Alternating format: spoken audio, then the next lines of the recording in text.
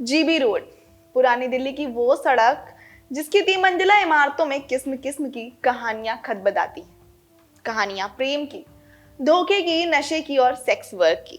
इन मकानों के छज्जों से झांकते चेहरों और उनकी कही अनकही पर हजारों दफा बात हो चुकी है। बीच बीच में एक और टर्म सुनाई देता है, दलाल। 15 साल का था जब पहला कस्टमर पकड़ा। इसके बाद तो एक्सपर्ट बन गया। हम सड़क पर चलते हुए सूंघ लेते किसे किस तरह की औरत चाहिए। जैसी दुकान पर मिठाइयाँ मिलती हैं वैसे ही सबकी पसंद भी अलग अलग होती है। इसी हिसाब से हमारा कमीशन बनता है। इस काम के पैसे तो थे लेकिन खतरे भी कम नहीं थे। लोग हमें दल्ला बुलाते और जब चाहे पीट देते। नमस्कार, मैं हूं हर्षित कौर और आप देख रहे हैं #भारत न्यूज। वो शख्स जिसके लिए हर कमजोर औरत एक शिकार है, जो घाव खोज कर हमला करता है और दावत उड़ाता है। हम आपको जीबी रोड के एक खलनायक की कई बातें बताने जा रहे हैं, जिसे सुनकर आपकी भी रूह कांप उठेगी। ये खलनायक जिसकी बात हम शुरू करने जा रहे हैं, इसका नाम है रोशन। रोशन की माँ भी इसी काम में थी। उसकी मौत के बाद वो दलाल बन गया। फिलहाल अब जिस एनजीओ के साथ ये एजेंट काम कर रहा है, वहां इन औरतों के बच्चे रहते हैं जो प्रोस्टिट्यूट के रूप में जानी जाती हैं। रोशन का काम बच्चों से प्रेयर, योगा करवाना, उनकी देखभाल और जरूरत के सामान लाना है।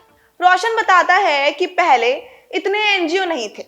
बच्चे अपनी माँ को यही सब करता देखते बड़े हो जाते थे। फिर लड़की है तो माँ का कमरा संभालती और लड़का हो तो सड़कों पर क्लाइंट खोजने के लिए भेज देती थी। मैं भी उसी में से एक था। रोशन ने बताया कि चांदनी चौक में शायद साड़ियां उतनी डिजाइन की नहीं होती होंगी जितने यहाँ नए नए चेहरे दिख जाएंगे। हमारा सीनियर हमें ट्रेनिंग देता है। दूसरे प्रोफेशन की तरह यह काम होता है। वो सिखाता है कि कैसे हम ग्राहक को पहचाने। अगर कोई आदमी सड़क का लगातार चक्कर काट रहा हो, चुपके से ऊपर की तरफ देख रहा हो या बार बार एक जगह ठहर रहा हो, तो इसका मतलब कि वो ऊपर आना चाहता है।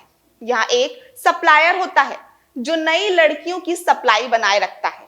एक कंट्रोलर है जो आम तौर पर कोई ना कोई उम्रदराज महिला होती है। इसे नायिका या मैडम भी कहते हैं। ये मकान संभालती है, साथ में औरतों को भी देखती है। आमदनी का एक बड़ा हिस्सा इसके पास जाता है। एक एजेंट होता है जिसका काम ग्राहक पकड़ना है। सड़क से जीने की दूरी पार करते ही क्लाइंट गेस्ट में बदल जाता है। कमरों में रहती औरतों का अलग अलग संसार है। कई बार वे बच्चों के बाद पति की तलाश में रहती हैं। अगर कोई लगातार आने लगे तो बहुत मुमकिन है कि वे उसे अपना आदमी मान लेती हैं।